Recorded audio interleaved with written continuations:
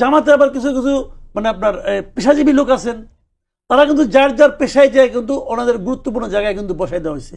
অনেকগুলি ইউনিভার্সিটির ভিসি অথবা এরকম জায়গায় কিন্তু ওনাদের লোকগুলি যে বসে পড়ছে এবং ওনারা এটা কিন্তু মোটামুটি হ্যান্ডেল করতেছেন। এবং আপনার বিচার বিভাগেও তাদের অনেক লোকজন কিন্তু বিভিন্ন গুরুত্বপূর্ণ জায়গায় বসে পড়ছে।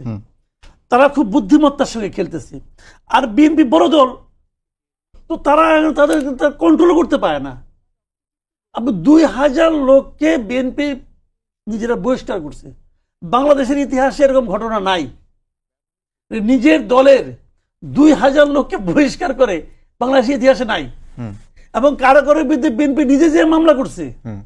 আচ্ছা, এটা কেন হচ্ছে? আমি আপনাকে দুইটা ঘটনা বলি।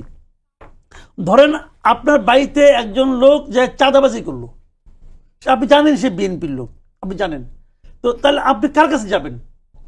আপনি যাবেন তো পুলিশের কাছে, যে আমার বাসায় চাঁদাবাজি করছে, আমার বাসায় দখল করছে, পুলিশের কাছে যাবেন না? তো দায়িত্বটা তো বেসিক্যালি পুলিশের। কারণ চাঁদাবাজি বলেন, দখলদারি বলেন, এটা তো একটা অন্যায় কাজ। এই কাজটা নিয়ন্ত্রণ করার দায়িত্ব কার? পুলিশের। কিন্তু পুলিশ যদি এটা ধরার পরে, পুলিশ তাকে ধরে নিয়ে গেল, তারপরে যদি বিএনপি তাকে ছাড়ানোর জন্য আন্দোলন করতো, তখন আপনি দোষ দিতে পারতেন বিএনপির। এখন তাই মানে বিএনপির কোনো দায় নাই? দায় আছে।